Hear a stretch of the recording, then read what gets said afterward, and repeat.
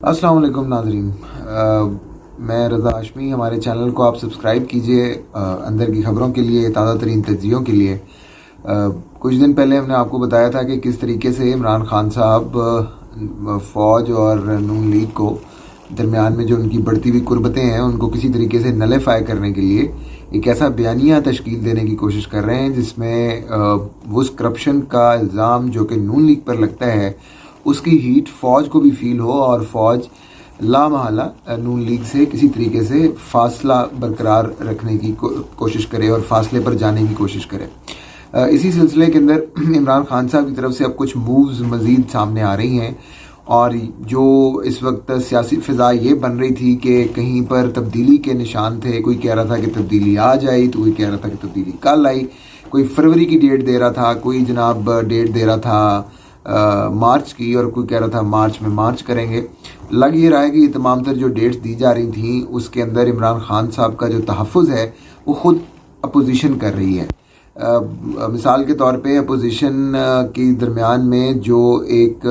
फूट है मफादात की, जो मफादात की रसाकशी है, ये रसाकशी जो पूल कर रही है इमरान खान साहब की स्ट्रेंथ के अंदर कि वो उनका जो सर्वाइवल है वो जब तक ये रसाकशी रहेगी, जब तक जो मुफादात हुकूमत के अपोजिशन के मुख्तलिफ रहेंगे, वैसे तब तक इमरान खान साहब और उनकी जो जमात है उसकी सर्वाइवल इस्टेब्लिशमेंट के हाथों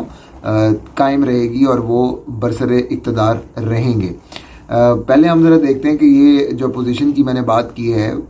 अपोजिशन के ऐसे कौन से मुफादात हैं जो एक दूसरे से कॉन्ट्राडिक्टरी हैं। मिसाल के तौर पर अगर पीडीएम का ज़माना आपको याद होगा, जब पीडीएम इकट्ठी हुई उस पर पीपल्स पार्टी, नून लीग, JUIF, ANP और दीगर जमातें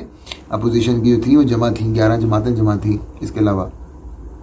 फिर अचानक उसमें से पीपल्स पार्टी निकल गई। वो दौर जब पीपल्स पार्टी मौजूद थी पीडीएम के अंदर और पीडीएम का गलगला था, उस वक्त आप देख रहे थे कि ज़िमनी इलेक्शन चाहे डस्का के हों, चाहे कराची के हों, चाहे पेशावर के अंदर कोई हो, पीडीएम हर तरफ से जीत रही थी, जलसे हो रहे थे। और एक बार तो यूं लगा कि खान साहब आज गए तो कल गए। लेकिन जैसे ही पीपल्स पार्टी वहाँ से निकली और पीडीएम के गुब्बारे में से हवा निकली, और तो इमरान खान साहब को काफ़ी वक्त मिल गया और वो फिर से दोबारा खड़े होकर उसी तरीके से धमकियाँ भी देने लगे और उसी तरीके से उनकी ज़ुबान व बयान के अंदर वही तुम तड़ाक वापस आ गया। अब तक जब हम बात कर रहे हैं पीडीएम के उस टूटने के बाद से लेकर, हर किसी को स्ट्रगल अपने अपने तरीके से अपने अपने जावियों के अंदर करना पड़ा है। ये बात हो रही है कि जनाब अगर कोई तब्दीली आती है तो इन दैट केस अपोजिशन के पास क्या ऑप्शंस हैं, उनकी जगह पर कौन जगह लेगा। उस पूरी सूरत हाल के अंदर हम ये देखते हैं कि जो 3 बड़े प्लेयर्स हैं, जिसमें मौलाना फजलुर रहमान हैं, नवाज शरीफ हैं और आसिफ अली जरदारी हैं, यानी 3 बड़ी पार्टियाँ, इनके मुफादात हमें एक दूसरे के साथ कॉन्ट्राडिक्टरी लगते हैं। कॉन्ट्राडिक्शन क्या है कि आसिफ अली जरदारी और मौलाना फजलुर रहमान जो दूर दूर तक भी अपना वज़ीर आज़म ना बना सकते अगर प्रॉपर इलेक्शन होते, जो कि हुए भी, जो कि जिसको असेब ज़दा इलेक्शन कहा जाता है, या वो इलेक्शन जो धांधली से हुए थे, वो तब भी ना बना सके अपना कोई कैंडिडेट, अब वज़ीर आज़म नहीं बना सकते। और जब इलेक्शन फुल स्विंग में आज़ादी के साथ हो तब भी जो पार्टी सिचुएशन है ग्राउंड्स के ऊपर पंजाब के अंदर, वहाँ पर इनके तो वज़ीर आज़म आने से रहे। तो वज़ीर आज़म अगर कोई पार्टी बना सकती है तो वो मुस्लिम लीग नून ही है।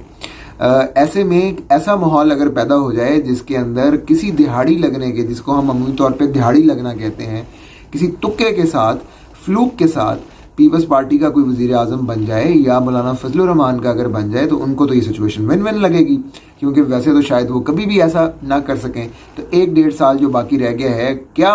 उसमें बुरी बात है कि पीपल्स पार्टी का कोई वज़ीर आज़म हो जाए या मौलाना फजलुर रहमान का कोई जो है वो कैंडिडेट सामने आ जाए।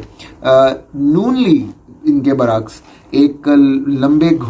रेस का घोड़ा है और वो ये समझती है कि हमें इस तरह की छोटी छोटी जो फ़ायदे हैं, जो अपॉर्चुनिज्म है फॉर द शॉर्टर स्पैन, हमें उसके अंदर नहीं पड़ना चाहिए,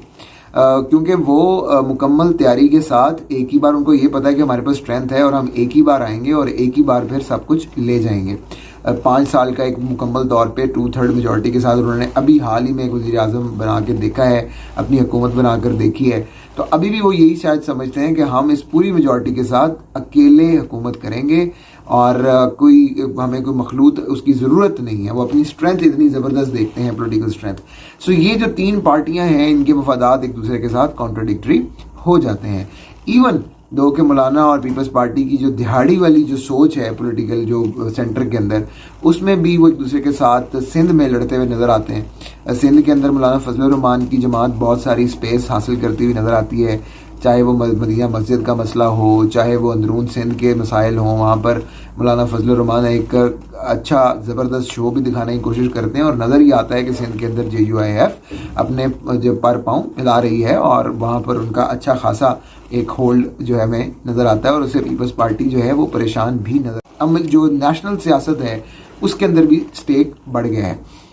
تو یہ جو اپوزیشن ہے, جو مخلوط اپوزیشن ہے, جس کے پاس ایک کلیئر کٹ میجورٹی کے اندر کوئی پارٹی نہیں ہے اپوزیشن کے اندر, یہ جو چونچوں کا مربع ہے, اصل میں عمران خان کی جو جان ہے وہ اس چونچوں کے مربع نامی اپوزیشن کے طوطے کے اندر ہے, کہ اگر ان لوگوں کے درمیان میں معاملات جب تک سیٹل نہیں ہوں گے, جب تک یہ معاملات کسی اقتدار کے فارمولے کے اوپر نہیں آئیں گے, تب تک عمران خان اس سچویشن کو نہ صرف ایکسپلائٹ کریں گے بلکہ وہ اس کی ایکسپلائٹیشن کے ساتھ ساتھ اپنی حکومت کا جو دوام ہے اس کا بھی بندوبست کرتے جائیں گے. وہ اسی ساری صورتحال کے اندر اسٹیبلشمنٹ کو بھی بلیک میل کریں گے, اور جو کہ وہ کر رہے ہیں. مثال کے طور پہ بھی سینئر صحافی میاں طاہر کی اگر آپ ٹویٹس دیکھیں تو اس کے اندر واضح طور پہ اشارہ ہے کہ جو منی بجٹ ہے یہ اصل میں, ہمارے پروگرام میں بھی یہ بات ہوئی, سینئر صحافی جو ہیں وہ بات کر رہے تھے, خالد قیوم صاحب,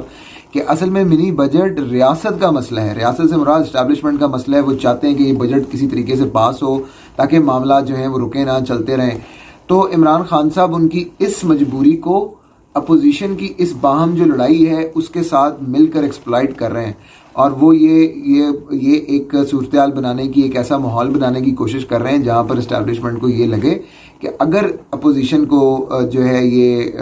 عمران خان صاحب کو سپیس نہ دی گئی تو پھر یہ بجٹ پاس ہونے کے اندر مسئلہ ہوگا, اور یہ بجٹ جو ہے وہ اگر پاس نہ ہوا تو پرابلم ہو سکتے ہیں. تو اسی کو میاں طاہر صاحب نے اپنے ٹویٹ میں لکھا ہے کہ جناب جو اپوزیشن والی دھمکیاں ہوتی ہیں بجٹ پاس کرنے کے وقت,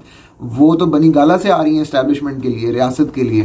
تو عمران خان صاحب اس وقت مکمل طور پہ بیک فٹ پر بیٹھے ہوئے ہیں, ہر کسی کی کمزوریوں کو مزید ایکسپلائٹ کر رہے ہیں, زخم جو ہیں وہ کرید رہے ہیں, ان کو مزید جو ہے وہ اریٹیٹ کر رہے ہیں, اور ہر کوئی اپنی جو ان سافٹ بیلیز کی وجہ سے عمران خان کے ہاتھوں بلیک میل ہو رہے ہیں. تو سچویشن یہ ہے کہ سیاست کا بچہ جمہورہ پوری کی پوری سرکس کو جو کہ سیاست کی لگی ہوئی ہے, ان کے مالکان کو ان کے گلوں میں رنگ ڈال کے, رنگ پہلے وہ سرکس کے اندر ہوتے ہیں لیکن یہ تو ان کے گلوں میں ڈال کے ان کو گھما رہے ہیں, اور یہ کسی نحیف سے بندر کی طرح پوری ریاست اور اس کے ریاست کی جو دیگر جو پارٹیاں ہیں سیاست کی, وہ سب ان کے آگے گھوم رہی ہیں. اور عمران خان صاحب ایک ماہر نشانے کی طرح, نشانے باز کی طرح جب دیکھتے ہیں کہ ان میں سے کوئی بھی سیدھا ہونے لگا ہے تو ان کا زخم تاک کر وہاں پر فائر کرتے ہیں کہ جہاں پر پھر یہ جھک جائیں اور عمران خان صاحب کے آگے یہ تماشا جاری رہے, اور ان کی جو وقت ہے اور ان کا جو حکومت ہے اس کو دوام ملتا رہے.